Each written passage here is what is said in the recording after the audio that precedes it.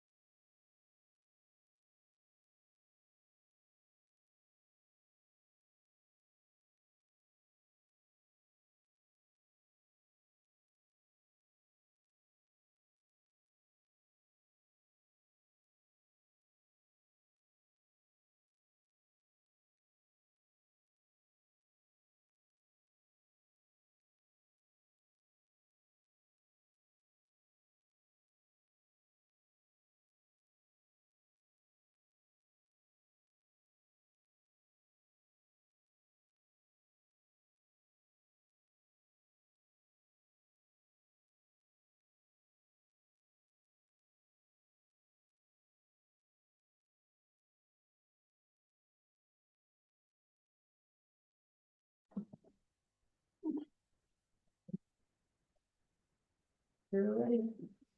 All right, good morning, everyone. Welcome to the Emergency Preparedness Working Group. It is 9:30, so we'll officially call to order, and Ms. Colleen will do the roll call.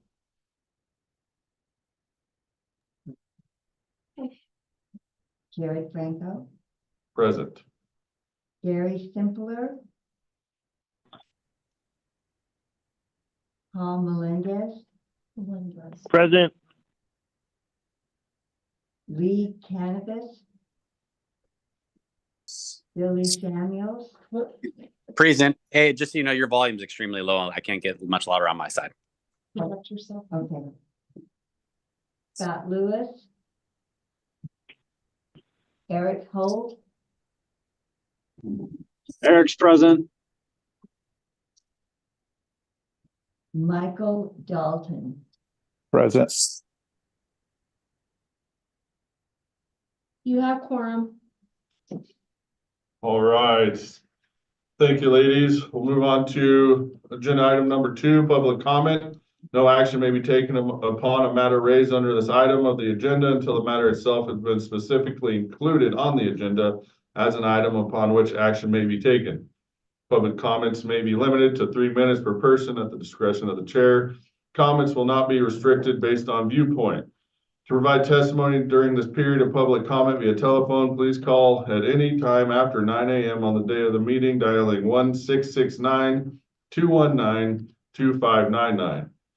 When prompted to provide the meeting ID, please enter 686-738-8625 and then press pound. When prompted for a participant ID, please press pound. When asked to provide public comment, please press *6 to unmute your phone and *6 again when your comments are complete. Is there any public comments online? This is Shireen Whipple. For the record, there is no written comments or, yeah, I don't know about the group though. Any of the members have any comments? Okay, I believe YouTube is caught up as well, so we're not hearing any phone comments. With that, we'll close agenda item number 2 and move on to agenda item number 3, approval of the minutes. This is for discussion or possible action. The working group will discuss and review the minutes of the January 18th, 2024 meeting. The working group will determine whether to approve the meeting minutes. So does anybody have a motion to approve these minutes? Hey, Jared, this is Billy Samuels. Go ahead, Chief. Hey, I believe it's on like page 2 or 3. There is supposed to be an S at the end of my name. Other than that, if we can correct the spelling of my last name, I approve the meeting with the correction. This is Shireen Whipple. For the record, we'll make sure to make that edit. Perfect, Jared. With that, make a motion. So approve. Okay, And Eric Holt, I'll second. all right, we got a motion and a second that will include those changes. All in favor? Aye. Any opposed? All right. Item passes. Moving on to agenda item number 4, update on the balance board. Judith Lyman will update the working group on the cash balance board from the Department of Energy. With that, I'll pass it off to Ms. Lyman. Good morning. We received communication from the Department of Energy. They had an additional request for some payroll documentation on from each of the counties. So we have provided them with what we have. And my hope is that that will suffice, but should they have any more questions, I will be reaching out. It appears this will be, we're getting close to the end of this. There is an expectation that the balance forward money will be spent by the end of this performance period, which is June 30th, 2026. Do you have any questions?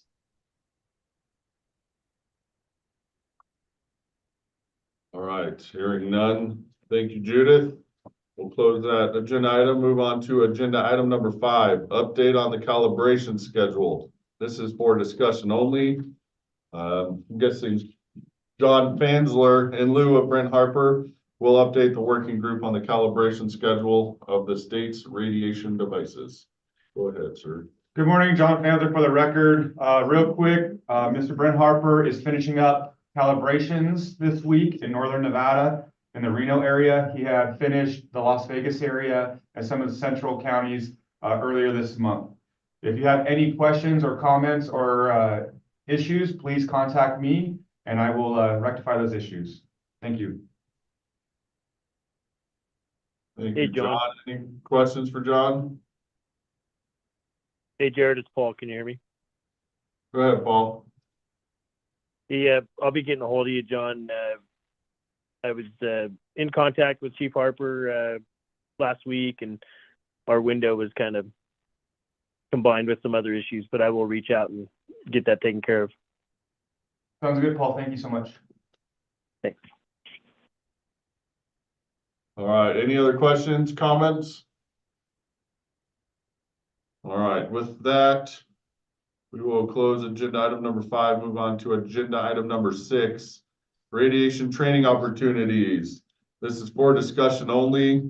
John Fansler, in lieu of Brent Harper, will update the working group on the upcoming radiation specialist course being held here in Carson City, May 13th through the 17th.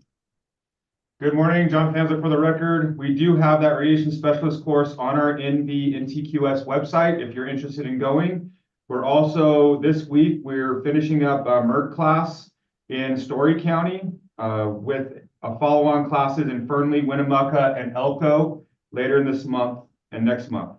We are also working to put together a one-day hospital decon class in Southern Nevada in the Las Vegas area, and planning one for Northern Nevada and the Reno area this year. That's all I have, pending any questions.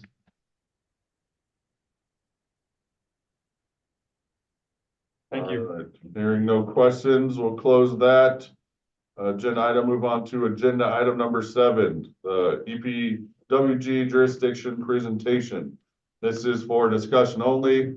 Mr. Cabanis, our Elko County Emergency Manager, will present the Elko County's utilization of EPWG funds for years 21 and 22. Go ahead, Lee. Good morning. Can you hear me all right? Yes, sir. All right. Do you guys have the slides or? I'll put them up.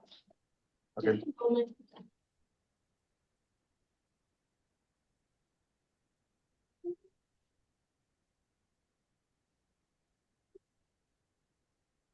Can everyone see the slides? Good to go, Lee. All right.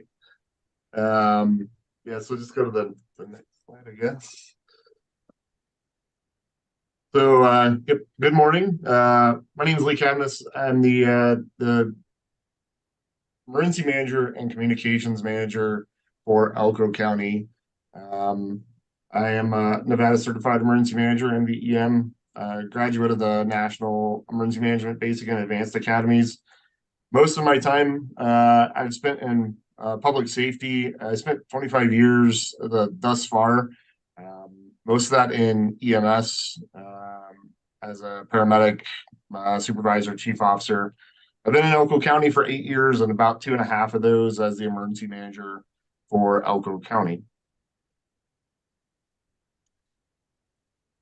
It's like my map's not going to show up. Elko County is located in northeastern Nevada. It's borders Idaho to the north and Utah to the east. And then White Pine, Eureka, Humboldt, and Lander counties. Give me just a second. Utah radio here.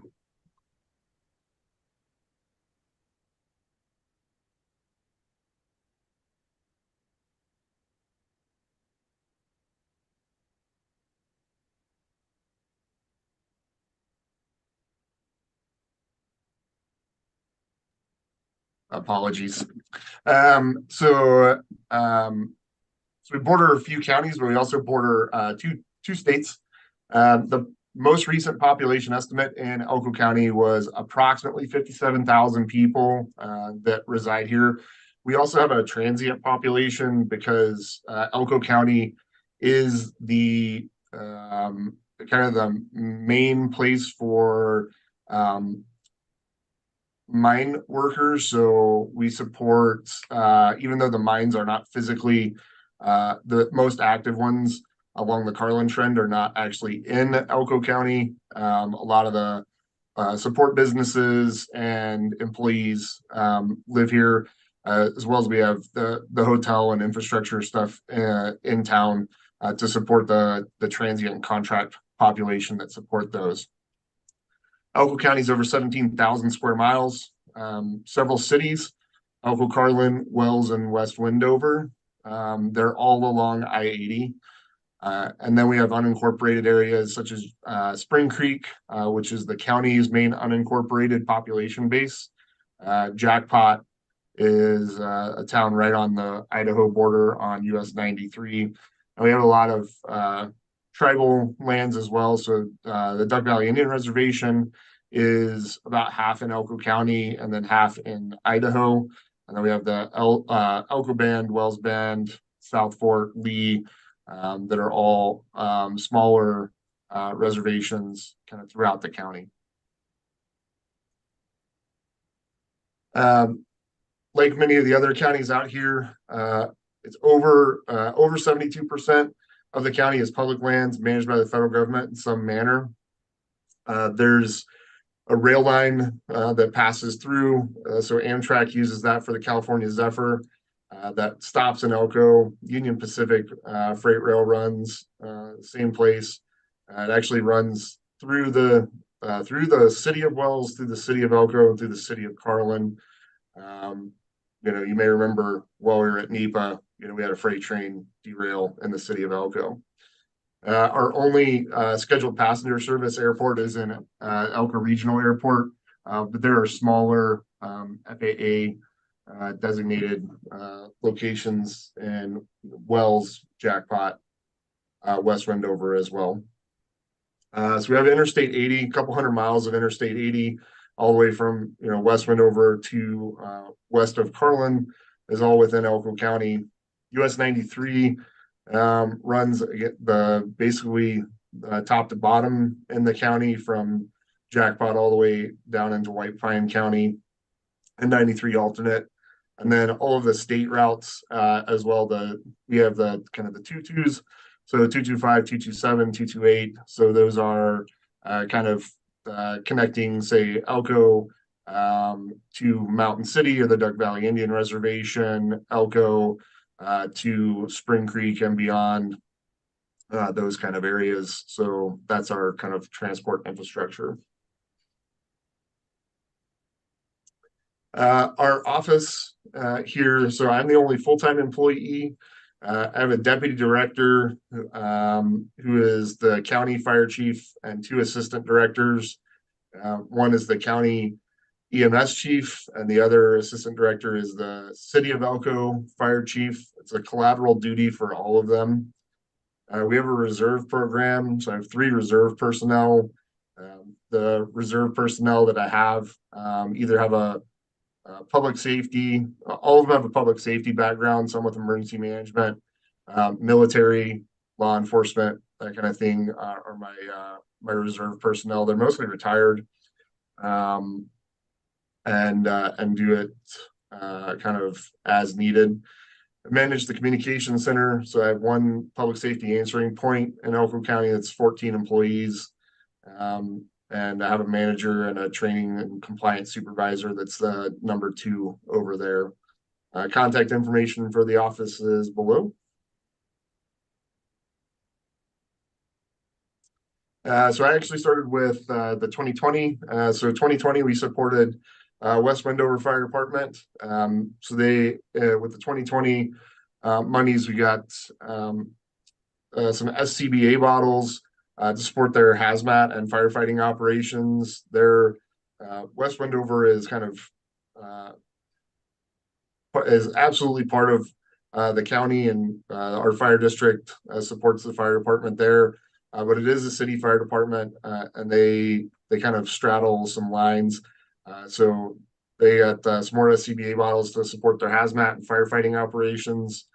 And then some cardiac monitors and defibrillators. So they bought those. That's the advanced life support version, kind of the full function thing. All the other departments in the county had moved towards this same brand, the Zoll X series, so that kind of moved up some interoperability that we have.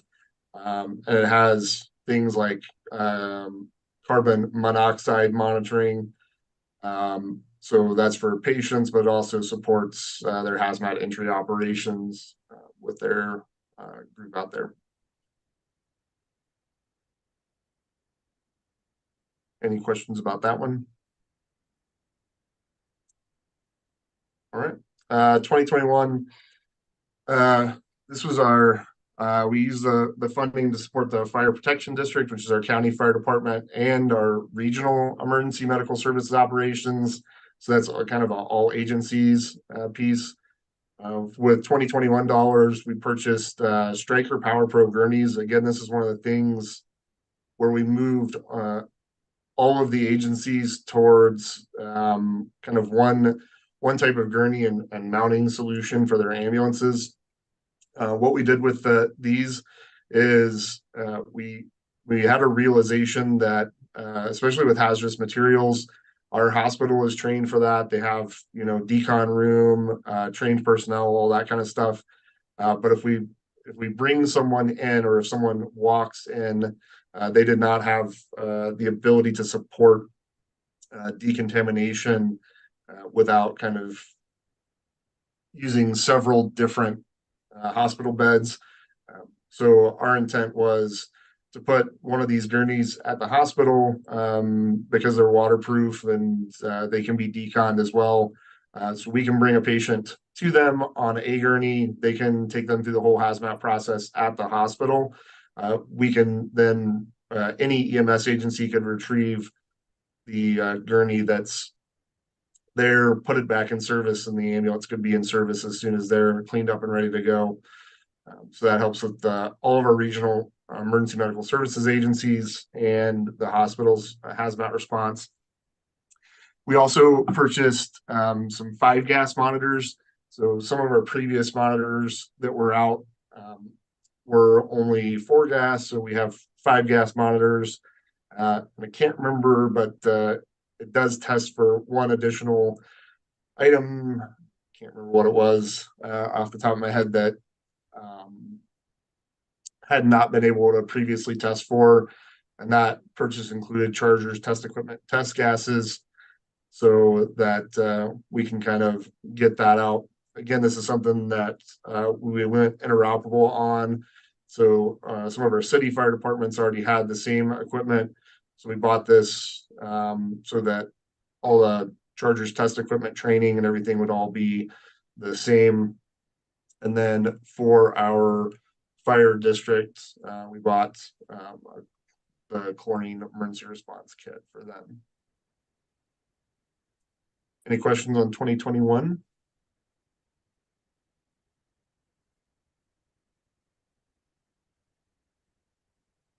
right, so the $2022, so this is for fire, EMS, and law enforcement. This is in progress still, but what we came up to was that all of our chief officers and our duty officers within the county that may have responded to an incident did not have self-contained breathing apparatus that was assigned to them in their vehicles. So purchasing 8 SCBA packs and face pieces for chief officers and duty officers, along with 16 additional bottles. So that's 16 total bottles, so basically 2 per pack to support that. Gives us the ability for those chief officers or duty officers to be on air if they're needed for either fire or hazardous materials. And then we're also purchasing some individual bleeding control kits. One of our focuses for emergency response and improving that has been things such as teaching stop the bleed, getting our law enforcement prepared for that. We have a post-credentialed stop the bleed program that we teach, and we started putting out that training as well as the kits and rescue task force kits and all that kind of thing for EMS personnel. But we wanted each officer and all that kind of thing to have individual bleeding control kits to improve the kind of countywide emergency response. So that was the intent with those. Any questions on 2022? Okay. And that is all I have pending any questions from the group. Are there any questions for Lee? No questions. Good presentation, Lee. Thank you. This is Billy. Thanks, Billy. Yeah, I appreciate that, Lee. These presentations are really helpful for everyone that receives this funding. Not only, you could work with each other, get ideas from each other, but also see resources that you may need in the future. So I appreciate your time and the presentation. So with that being said, we'll close out agenda item number 7. Move on to agenda item 8. This is the second round of public comment, and this is for discussion only. No action may be taken upon a matter raised under this item of the agenda until the matter itself has been specifically included on the agenda as an item upon which action may be taken. Public comments may be limited to 3 minutes per person at the discretion of the chair. Comments will not be restricted based on viewpoint. To provide testimony during this period of public comment via telephone, please call at any time after 9 a.m. on the day of the meeting by dialing 1-669-219-2599. When prompted to provide the meeting ID, please enter 686-738-8625.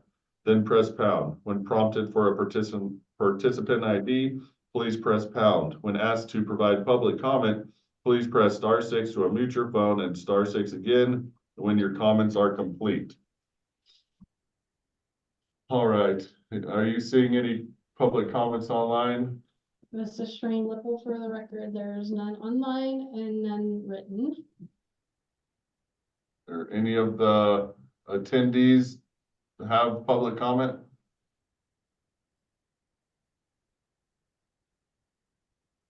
Hearing none.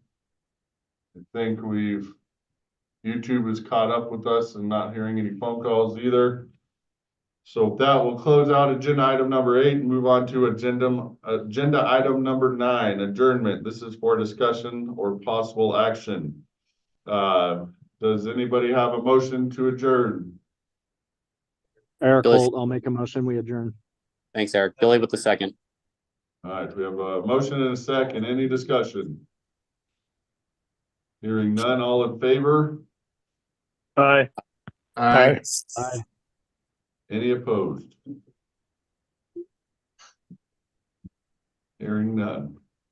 All right, thank you all. Have a great day, weekend. We'll see you next quarter. Thank you, guys. We'll see you.